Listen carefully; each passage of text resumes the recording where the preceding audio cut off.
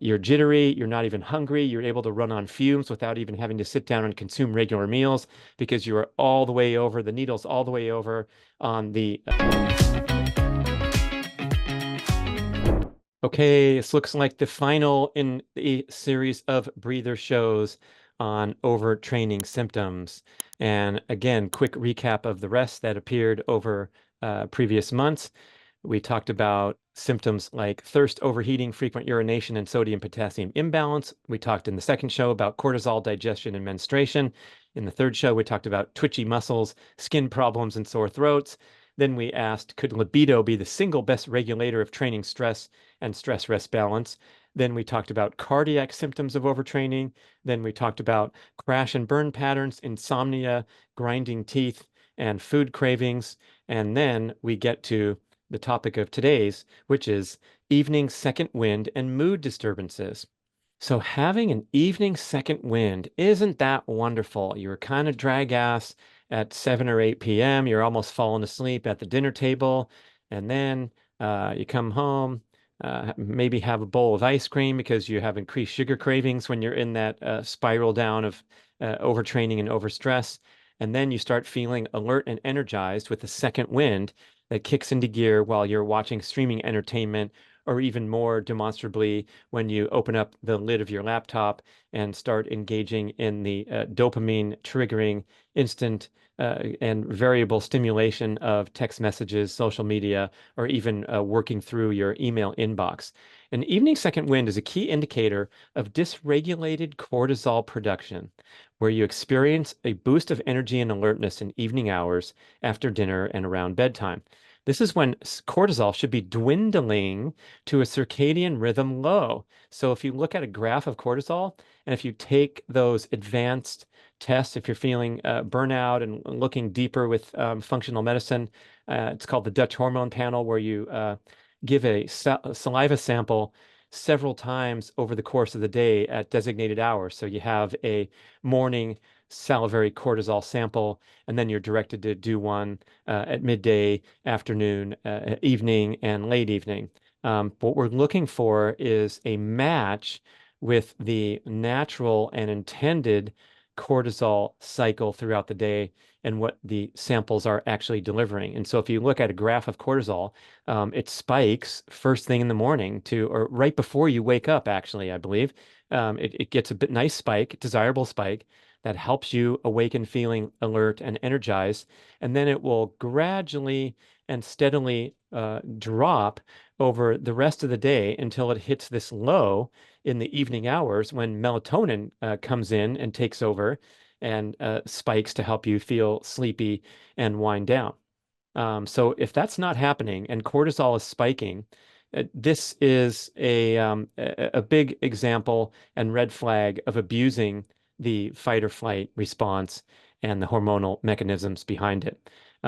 You can often exacerbate this penchant for getting an evening second wind by engaging in exposing to artificial light and digital stimulation after dark. So the act of opening up your laptop screen and working through your emails or streaming through digital entertainment will prompt a cortisol response.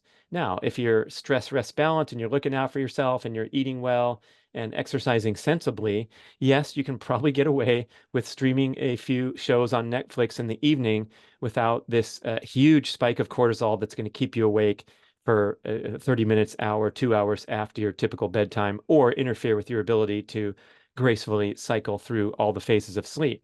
So the, um, the, the, the, the cycle of minimizing training stress and taking extra measures to create dark, quiet, mellow, low stimulation evenings. So you want to help your body along with optimizing circadian rhythm and achieving stress rest balance with the fight or flight response. And so don't give yourself anything to trigger cortisol. Get what I mean? Okay, that includes like arguments and high stress interactions, as we've learned from our relationship experts like John Gray, Jillian Turecki on those shows. So that's the evening second wind. And the other topic to discuss on this show is mood disturbances. So an overactive fight or flight response can leave you emotionally dysregulated during routine daily life. You may be prone to frequent bouts of anger, frustration, agitation, increased excitability, and difficulty regulating your emotions overall. Uh, this might be subtle too, even to the extent where you don't even notice, and some loving partner is pointing out that you're a little more irritable than usual lately. So pay attention if someone, even if they don't deliver it with the most perfect loving kindness, maybe they're trying to help you out and point out that you're a little on edge lately. You might see this in athletes as they approach the Olympic Games or the World Championships or the NBA Finals, where the tension and the intensity of the impending major competition will get them on edge because they are producing a lot of cortisol. Hey, if it's the day before the Olympic final, we're going to have to expect it, and those loving partners might not even want to comment on it. They'll just notice the edge and the agitation and do the best they can to help the athlete stay calm. But if this is kicking in routinely every month or every 6 weeks or lasting for days or even a week, whatever, then we know that you're out of balance with stress and rest, and we want to, do everything we can to manage that. In the overreaching stage, remember in the earlier shows, I talked about the difference between overreaching and overtraining. So overreaching is when you are overproducing stress hormones and thereby able to perform at high capacity and even beyond your previous expectations or limits. So you are flooded, you are bathed in stress hormones because you are pushing your body so hard and asking so much from your body. And while this is happening during the overreaching stage, you are, in many cases, feeling great and loose and supple and energetic, and you are waking up an hour before your alarm and feeling fine all day long. Athletes can associate with this when they're in those peak training periods and going, above and beyond normal and feeling good for a while, unless they screw it up. And we can also all reference this during times of personal crisis where there's a hospital vigil for a loved one. Everyone's extended and doing frequent visiting and bringing meals to other people. And it's a high stress, prolonged period of 6 or 7 or 12 weeks or whatever. Or you're having a relationship crisis where there's a lot of arguing and stress and tension that's lasting for a prolonged period of time. In many cases, you can feel extra energy during the midst of the crisis or the overtraining period. You're jittery, you're not even hungry, you're able to run on fumes without even having to sit down and consume regular meals because you are all the way over, the needle's all the way over on the fight or flight response side. So this is something to pay attention to, these mood disturbances, and what's happening if you don't uh, take that chance to get some recovery and downtime. You know how they always say in the hospital, you go home, go get some rest. Oh no, I'm not going anywhere. That age-old battle. If you don't do that, what will eventually happen is you will turn into a complete burnout, exhaustion, apathy. Uh, again, a lack of emotional a spike that's normal into emotional dullness. So you go from frenetic energy and edginess and quicker to anger to apathy and exhaustion and fatigue and ennui in the big picture there. So this is we want to kind of avoid both of those extremes, maintain a level of emotional control, and maintain control of, for example, our overall daily energy dispersion and recovery. Okay.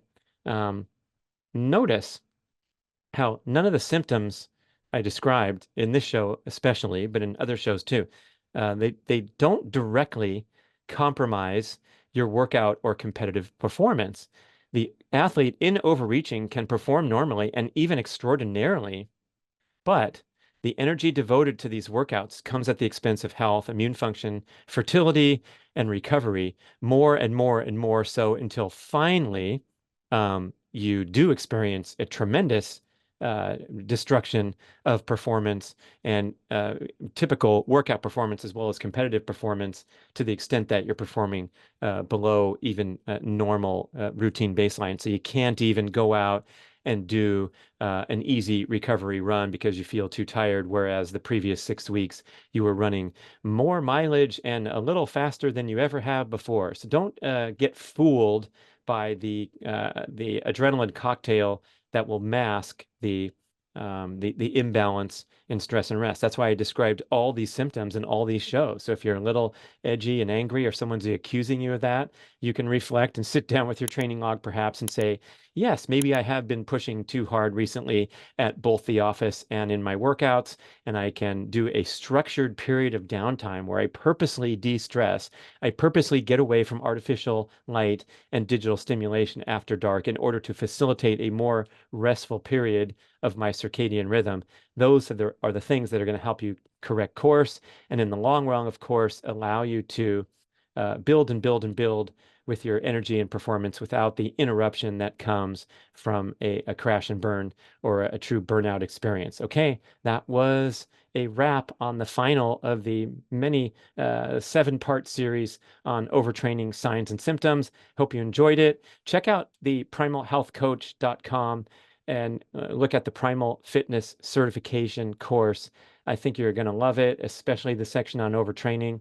And there's a discount using the code BRAD. You can contact me if you want to know more details about that. And let me know your feedback on these shows by emailing podcast@bradventures.com. Thank you.